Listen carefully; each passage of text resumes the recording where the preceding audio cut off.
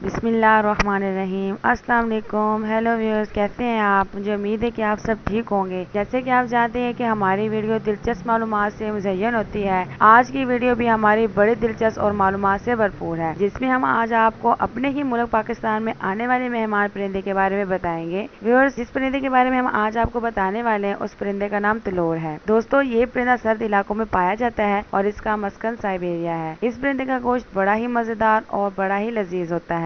اس کا گوشت مچھلی کے گوشت سے بھی زیادہ گرم ہوتا ہے۔ یہ پرندہ اپنے وزن کے لحاظ سے 3 پاؤ کلو اور 1.5 کلو تک ہوتا ہے۔ یہ پرندہ پاکستان کے صحراؤں میں موجود صحرائے سکر، رحیم یار خان، جنوبی پنجاب، چولستان اور بلوچستان کے ضلع لسبیلا میں پایا جاتا ہے۔ یہ صحرا میں موجود حشرات الارض کھاتا ہے، جن میں کیڑے مکوڑے، ٹڈے، کرلے اور سانڈ وغیرہ شامل ہیں۔ دوستو، شکاریوں کے آنے سے پہلے اس صحرا میں ایک صحرائی شہر بھی آباد کیا جاتا ہے، جس پر کروڑوں روپے خرچ آتے ہیں۔ 300 سے 400 مزدوروں کو بھرتی کیا جاتا ہے۔ یہ نفری سندھ رحیم یار خان سے بھرتی کی جاتی ہے۔ یہ مشغلہ جس میں ہزاروں مزدور کام کرتے ہیں، صحرائی شہر بڑے منظم طریقے سے بسایا جاتا ہے۔ ایک طرف شہزادوں کی رہائش گاہیں اور ایک طرف تمام عام لوگوں کے خیمے نصب کیے جاتے ہیں۔ ایک طرف ہٹ کے مزدور بستی بسائی جاتی ہے۔ مسجد، جم خانہ، ڈائننگ ہال، انٹرنیٹ روم، کچن، اسٹور ایریا بھی بنایا جاتا ہے۔ کیمپ کو کانٹے دار تاروں سے سیل کیا جاتا ہے۔ کیمپ کے گیٹ پر رینجر کے جوان تعینات کیے جاتے ہیں، جو کہ غیر متعلقہ افراد کو کیمپ میں آنے سے منع کرتے ہیں۔ دوستو، یہ مشغلہ جس پر کروڑوں اور ہزاروں روپے خرچ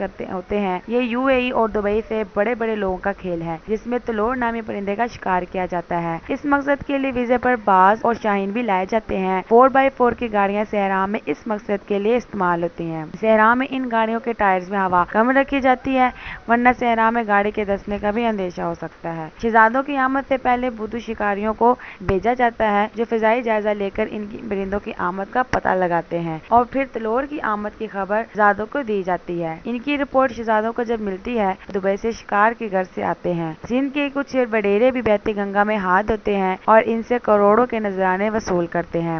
شہزادے شکار کرنے کے لیے علی صبح نماز فجر ادا کرنے کے بعد شکار کے لیے نکل جاتے ہیں، اور جس جگہ شکار کی موجودگی معلوم ہوتی ہے وہاں پر شکاری باز کو چھوڑ دیا جاتا ہے، اور شہزادے گاڑی کے ذریعے باز کا پیچھا کرتے ہیں۔ جب باز تلور کا شکار کر لیتا ہے تو شہزادے اور ان کے کارندے بھاگ کر باز سے تلور کو چھڑا لیتے ہیں۔ اس طرح کبھی کبھی تو کافی شکار مل جاتا ہے تو کبھی خالی ہاتھ ہی لوٹنا پڑتا ہے۔ دوستو، اگر آپ کو میری ویڈیو پسند آئے تو اس کو ضرور ابھی تک لائک ہمارا کریں، چینل اور سبسکرائب پلیز میرے نہیں کیا چینل کو تو ضرور ابھی سبسکرائب سبسکرائب کریں کریں تاکہ اور ہماری بیل اگلی آئیکن ویڈیو کو کلک اپلوڈ کر ہوتے کے ہی آپ کو ہماری مل جائے۔ Latest thank videos you. کے